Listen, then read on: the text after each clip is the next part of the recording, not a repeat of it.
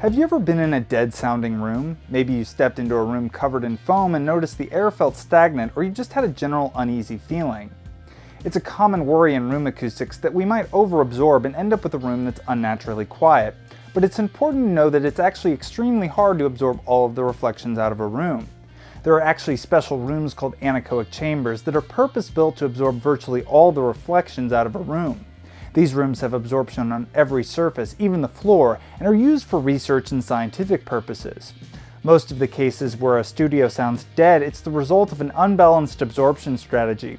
Typically, this is the result of too much high-frequency absorption with no bass trapping or diffusion. Normally, this takes the form of cheap foam, carpet, or thin DIY panels. Rooms that only have high-frequency absorption still suffer from bass issues, but the mid and high-frequency sound is what clues your brain into recognizing the room. So what you're left with is an unbalanced room that's very unpleasant to be in. In addition, there are some terminology issues that add to the confusion. We use the term bass trap quite a bit, but in most cases what we mean is broadband absorber that's also thick enough to absorb bass.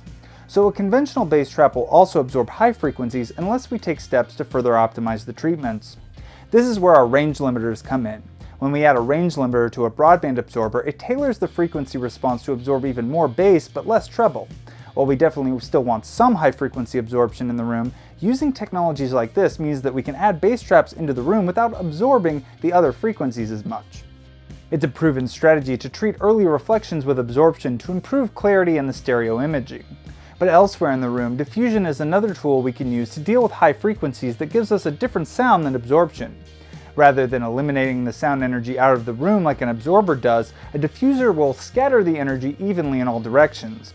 There are no more coherent reflections that can create problems interfering with other sound waves, but the energy is still in the room. The key is to have a balanced treatment strategy. On lower budgets, you'll probably be fine using thick broadband absorbers everywhere, but the best rooms will have plenty of bass trapping, strategically placed high-frequency absorption, and lots of diffusion.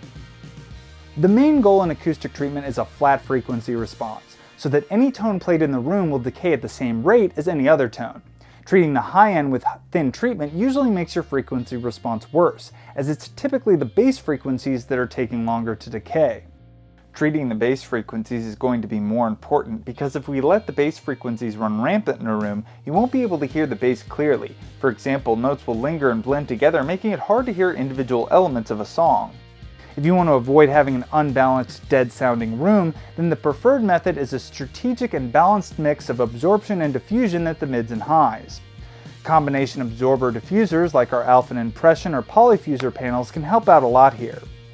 You can learn more about our bass traps from our other videos or visit our website where you can find tons of useful tools, articles, and videos as well as our free advice forum where our experts can help you with your treatment strategy.